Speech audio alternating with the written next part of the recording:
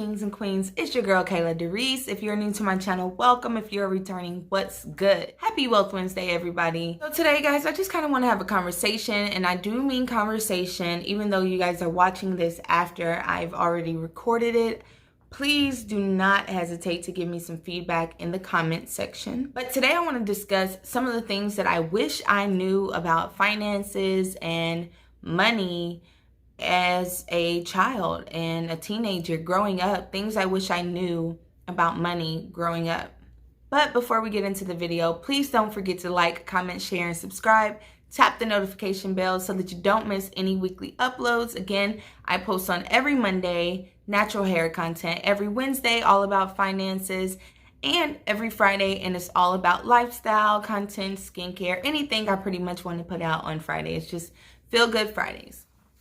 All right, so like I said, this is a conversation. It's not just me talking to you. It is us talking to each other. So I don't know about you guys, but one of the things that I was told growing up was, and I don't even know so much that it was that I was told or if it was just not explained. I think it was the latter. Like, it just wasn't explained in detail. And this list is not in any particular order. It's just kind of my list, yeah? So one of the things that I wish I knew growing up was that credit is way more important than the dollar amount of money that you have in your account, whether it's your checking account or your savings, or, you know, if you have multiple checkings, anything like that. Credit is always more important. And it wasn't until probably, I think I was about 20 years old at the time, I took a financial planning class in my undergraduate studies, and I actually started learning more about pretty much everything, but specifically the importance of credit and the role that credit plays in your life.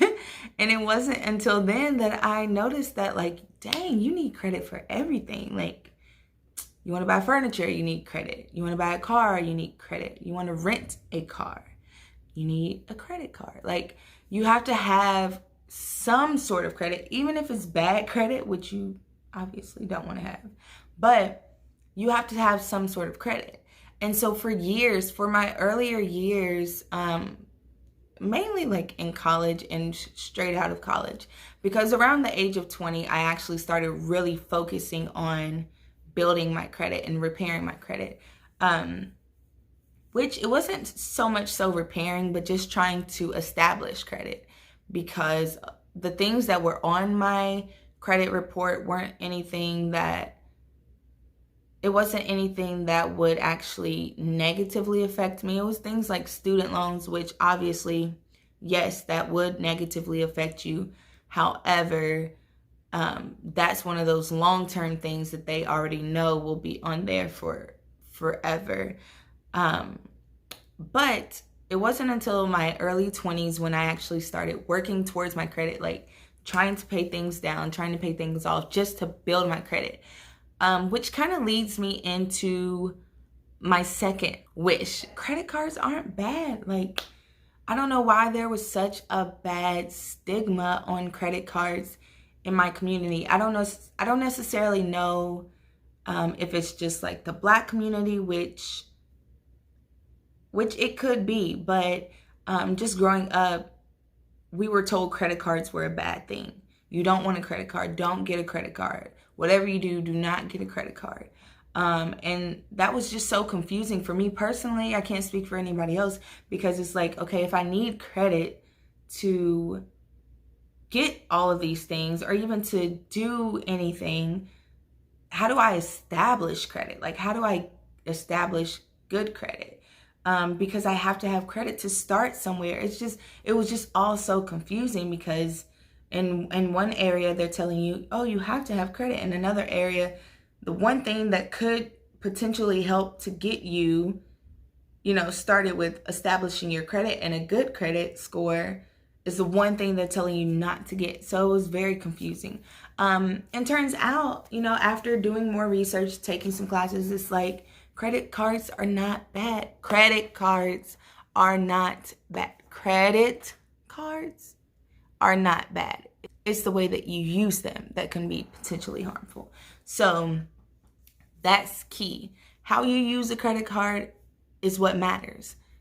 The fact that you're using a credit card is not a bad thing. It's just you don't want to use it for everything. The way I personally use my credit card is that I don't like to use it unless I already have the money in my checking account. I only use it for things, one, that I know I can get cash back for, because with the credit card that I have, they have like cash back options. So if I spend it on gas, or I'm spending it at a restaurant, using it at a restaurant or grocery stores, things like that, if I'm using my credit card, then I know it accumulates cash back, and a cash back option that I can cash out at any time.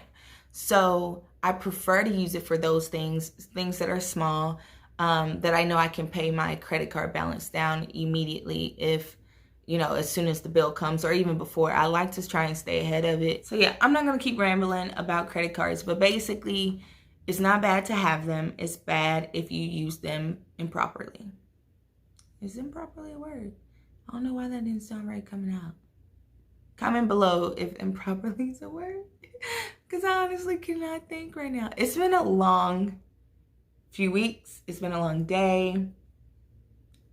Yeah. Anywho, another thing that I wish I knew was that just because they will offer you money for student loans does not mean that it's great and grand. It still blows my mind that you can sign for receiving loans of hundreds of thousands of dollars, you know, at 17 and 18 years old, and you're still not even old enough to drink. Is that not blatantly stating that, you know, they just want to keep us in debt? I'm not going to go down the road of systematic oppression, but just throwing that out there. Moving along, very next thing, something I wish I knew is simply just how to do my own taxes. Like, shout out to all the tax accountants, all the people who actually really put in work, handle taxes, because there are some complicated cases, mine being one of them, okay? Also, shout out to all the artists out there, because listen, I feel your pain. Tax season is hard, it is stressful, and it is different for us. And I know, and also like business owners, like everybody has their own little thing, but I'm speaking strictly from, you know, an artist who has been a freelancer, who has been, you know, a 1099, like independent contractor, those type of people. My people, what's up, y'all? So it is hard. So one thing I wish I have known is just how to do my own taxes, because in my earlier years of getting my own taxes prepared, I was kind of screwed over in a lot of ways, just because, one, of the preparation fees and costs and all of that good stuff, but then two, the people who were doing it weren't really asking me enough questions about everything that I do and all of the things that I have to spend money on just to be an artist, things that are actual tax write-offs, tax deductions. And it wasn't until probably maybe 3 or 4 years ago that I spoke with the person who still currently does my taxes, and she was like, have you never done this before? No, I have not. Can I write that off? Is that a thing? Because I've been spending hundreds and hundreds and thousands of dollars over the past few years, you know, and nothing has been a write-off. Also, in the first probably maybe in the first like 3 or 4 years of me having to do my own, well, not do my own taxes, but my parents not having to file for me, I owed every single year because I wasn't writing off the things that I should have been writing off. And I think it's just not stressed to us the importance of understanding taxes, understanding the types of things that are actual deductions, things that we can submit, whether it's, you know, your mileage. I didn't know that for years. I didn't know that I could actually track my mileage. But listen, baby, once I found out, I'm checking everything. I'm doing all of that, okay? It's just very important to understand taxes, the basics, and then also your specific case. Don't put it in the hands of somebody else, period. Something else that I wish I knew growing up, which again, I still found out kind of early because I'm still, you know, young, but I did not know it as a child. I did not know it as a teenager. It wasn't until my very early 20s I found out just how important, you know, investing and savings is, you know what I mean? And obviously I knew saving is important. However, investing and saving, that's where, especially investing, like that's your residual money. That's the money that you can put into something, never have to touch again. It can build some, but you're taking a gamble, you're taking a risk. It's a lot of actual math that has to go into it. You really need to think about how you're investing, when you're investing, the time period that you're trying to invest your money. But it wasn't stressed to me growing up how much of a focus you should put on your investing and your savings. And that's the money that really gets you to financial freedom. Obviously you want to have money in your checking account, but that's the money that you spend every day. That money is going to fluctuate literally every single day. Now your savings is just going to continue to go up unless you choose to spend it. However, the investment money, that's the money that can fluctuate depending on how you're investing it, but it can really set you up for your future. It can set you up for your children's future, your grandchildren's future. Literally, generational wealth is built from investments, and I don't think that that's stressed to us enough.